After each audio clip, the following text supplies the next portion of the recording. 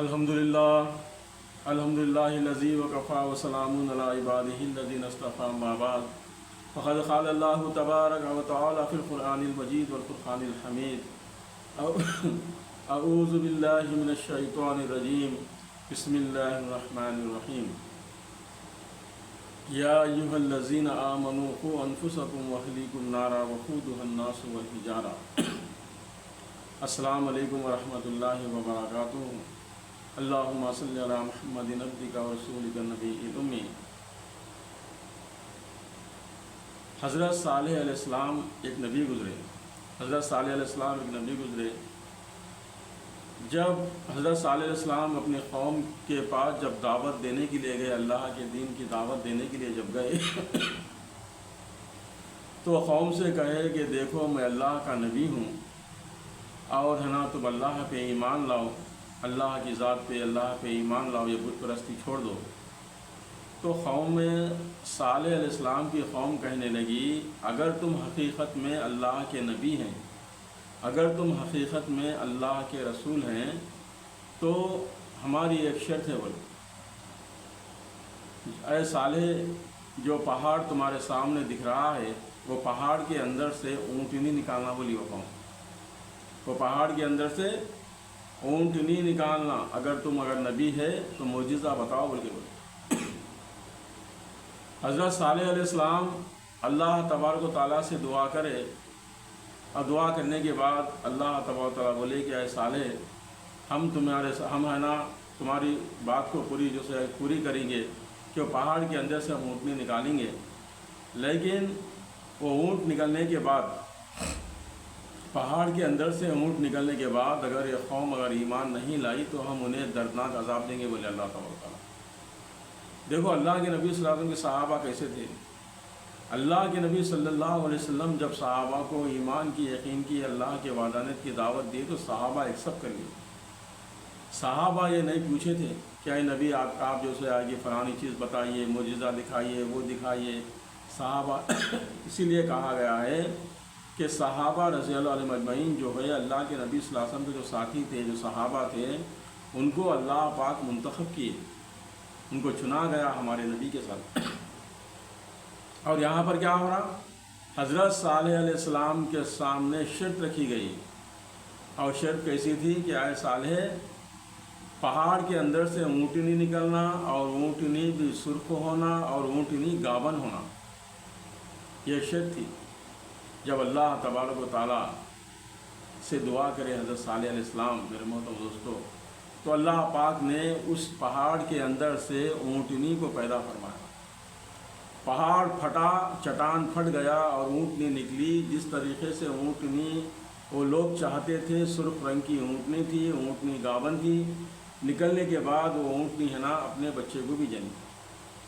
تو میرے محترم دوستو یہ جو ہے نا اللہ کی قدرت ہے۔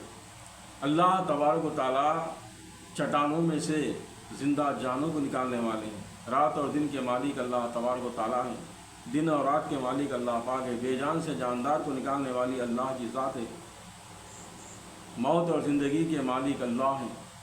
میرے محترم دوستو یہ اللہ تبارک و تعالیٰ کی صفاتیں ہیں۔ اللہ کی ذات جو ہے، اللہ تبارک و تعالیٰ جب کوئی چیز پیدا فرمانا چاہتے تو ہے نا کن فرماتے، کن۔ یہ کاف اور نون ملتا بھی نہیں، خالی کاف اور نون نہیں ملنے سے پہلے وہ چیز وجود میں آ جاتی ہے۔ یہ اللہ کی قدرت ہے۔ وہی اللہ تبارک و تعالیٰ مجھے اور آپ سے فرما رہے ہیں کلام پاک کے اندر، یا ایھا الذین آمنوا قوا انفسکم واہلیکم نارا وقودها الناس والحجارہ۔ اے ایمان والو، اے مسلمانوں، اے ایمان والو، تم اپنے آپ کو، اپنے اہل و عیال کو جہنم کی آگ سے بچاؤ، بولے اللہ تعالیٰ۔ جہنم کی آگ سے بچاؤ جس کا ایندھن انسان اور پتھر ہے، بولے اللہ تعالیٰ۔ میرے محترم دوستو ہمیں بھی کیا ہے، گناہوں سے بچنا ہے، اور ہمیں بھی دین پہ چلنا ہے، اپنے گھر والوں کو بھی دین پہ چلنے کی دعوت دینا ہے، اپنے بچوں کو دینی تعلیم مکاتبوں میں، مدرسوں میں بھیجنا ہے، ہمارے بچوں کو صحیح راستہ دکھانا ہے دین کا، ورنہ میرے محترم دوستو کل ہے نا خسارے میں رہیے۔ اللہ تبارک و تعالیٰ سب سے پہلے فرما رہے تم اپنے گھر والوں کو ہاں اللہ کے وحدانیت کی، ایمان کی، حضور پاک صلی اللہ علیہ وسلم کی تعلیمات کے بارے میں بولو، اس پہ عمل کرنے کے لیے کہو۔ لیکن آج ہم ہے نا میرے دوستو، ہمارے بچوں کے ہاتھ میں 10-10 ہزار کے، 20-20 ہزار کے، 25-25 ہزار کے موبائل سیل فونہ دے رہے۔ وہ لوگ ہے نا اپنے وقت کو ہے نا گیموں میں، کھیلنے میں، کرنے میں، کھیل کود میں لگا دے رہے، لیکن ہم اپنے بچے کو ساتھ لے کے مسجد تک نہیں آ رہے نماز پڑھنے کے لیے۔ ہمارے بچوں کو دین ہم اسے سکھا رہے نہیں اپنے بچوں کو دین۔ آج وہی بچے ماں باپ کی بات نہیں سن رہے، بچے ہیں نا فونوں میں جیسے آگے مبتلا ہے، فونہ دیکھ رہے، رات کے 10 بج جا رہے، 12 بج جا رہے، 11 بج جا رہے، کہاں ہے بچہ؟ فلانی جگہ چوراستے پہ بیٹھا ہوا ہے دوستوں کے ساتھ گیما کھیل رہا بچہ۔ میرے دوستو، یہ بچے جب بڑے ہوں گے تو تمہارے ساتھ کیسا پیش آئیں گے بچے؟ یہ بچوں کے اندر وہ اخلاق کو پیدا کرنا ہے۔